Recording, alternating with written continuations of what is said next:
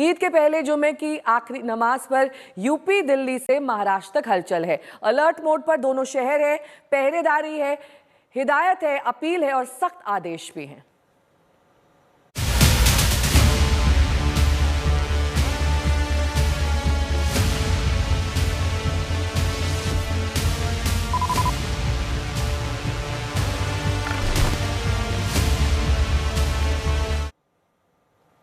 तो यूपी का संभल high alert mode पर है। होली में मस्जिद ढकने वाली फरमान के बाद यहीं से सड़कों और छतों पर नमाज न पढ़ने का आदेश आया। फिर यूपी के दूसरे शहरों से होते हुए राज्यों तक की सीमा तक भी पहुंच गया। तो अलग अलग शहरों में अलग अलग तरीके से प्रशासन अलर्ट मोड पर है, क्योंकि आज आखिरी नमाज है और ये नमाज दरअसल किस तरीके से पहरेदारी के बीच होगी ये देखना बेहद दिलचस्प होगा, क्योंकि यूपी के अलग अलग शहरों में सड़क पर नमाज को लेकर काफी बवाल हो चुका है। अलविदा की नमाज इसे कहते हैं, जिसे लेकर अब यूपी से दिल्ली तक हाई अलर्ट है। ड्रोन से निगरानी रखी जा रही है असामाजिक तत्वों पर जो इस मौके पर हुड़दंग कर सकते हैं और वहां की शांति व्यवस्था बिगाड़ सकते हैं।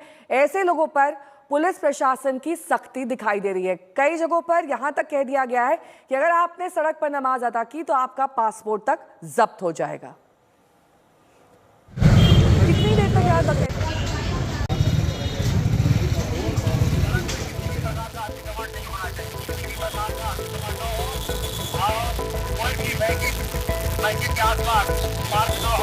छत के ऊपर नमाज नहीं पढ़ेंगे तो कहाँ पढ़ेंगे अगर भीड़ हो जाएगी? ये वो तय करने वाले कौन हो गए कि नमाज कहाँ पढ़े कहाँ नहीं पढ़े? नमाज हो रहा है और उसको रोका जा रहा है, तो ये वायलेशन है। मुस्लिम अपने घर में पढ़ता है, अपने मस्जिद में पढ़ता है, अपने ईदगाह में पढ़ता है, तो बहुत अच्छी चीज है भाई, उसको बधाई दो। अलविदा की नमाज से पहले शहर शहर अलर्ट मोड पर है। यूपी से दिल्ली तक, मध्य प्रदेश से महाराष्ट्र तक नमाज पर बयानबाजी के बाद सख्त पहरा है।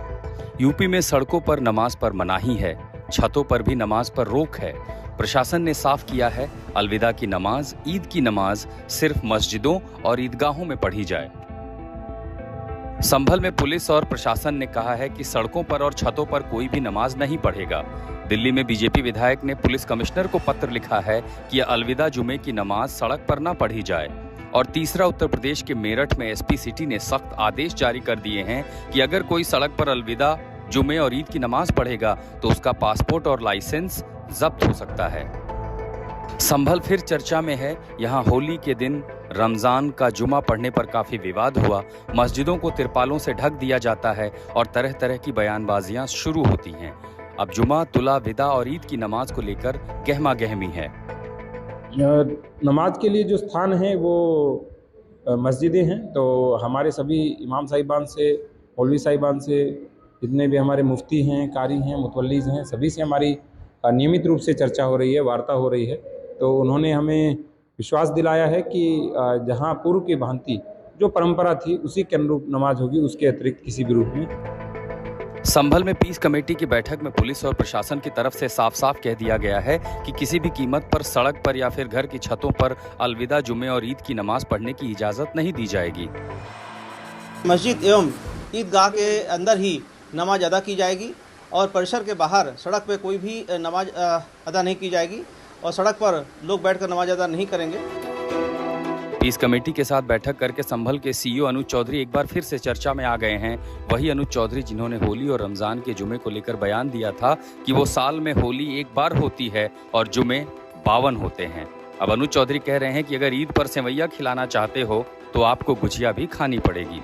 इतना ही नहीं, अनुज चौधरी अपने होली और 52 जुमे वाले बयान पर भी सबको चुनौती देते हैं। हर आदमी स्वतंत्र है, वो अपने तरीके से अपने त्योहार को मनाने के लिए स्वतंत्र। मैं उस चीज को दोबारा नहीं दोहराना चाहूंगा भाई मैंने क्या कहा था, पर किसी भी एक आदमी ने यदि मेरा वक्तव्य इतना गलत था तो वो उसे हाई कोर्ट में, सुप्रीम कोर्ट में क्यों चैलेंज नहीं किया, मुझे सजा करवाते। यदि मेरा वक्तव्य इतना गलत था, क्योंकि मैंने कुछ गलत, मतलब हर चीज दोनों धर्म के लिए बराबर बोली और यही उद्देश्य रहता है हमेशा भाई हम अपने जहां हम रहे हम वहां कोई इस तरह की शांति व्यवस्था भंग ना हो। तो आप सब विश्वास के साथ रहें भाई, ऐसा कोई किसी के साथ कुछ वो नहीं होगा, पर हर आदमी को अपना अपना अधिकार है और आप यदि ईद की सिवैया खिलाना चाहते हो तो आपको गुजिया भी खानी पड़ेगी। ये गुजिया खाओ, ये सिवैया, तो दोनों पक्ष खाओ। पर यहाँ गड़बड़ हो जाती है जहाँ एक पक्ष खाने को तैयार, दूसरा खा नहीं रहा। संभल के सीईओ अब की बार सेवैया और गुजिया ले आए हैं और ये भी याद दिलाते हैं कि संभल की परिस्थिति अलग है। संभल के अलावा 3 महीने पहले यूपी के किसी जिले में दंगे नहीं हुए। वो ये भी कहते हैं कि उनकी तरफ से दंगाइयों पर जो एक्शन हो रहा है वो सबूतों के साथ हो रहा है। कई धर्मगुरु तो सवाल ये भी उठा रहे हैं कि अगर मस्जिद और ईदगाह कम पड़ जाए तो नमाज कहाँ पढ़ी जाए।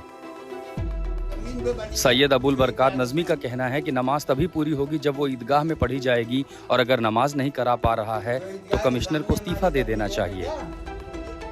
त्योहार खुशियों भाईचारे का संदेश लेकर आते हैं, लेकिन ऐसा क्यों हो रहा है कि इसे नफरत और तनाव का जरिया बना दिया गया है। आज तक ब्यूरो।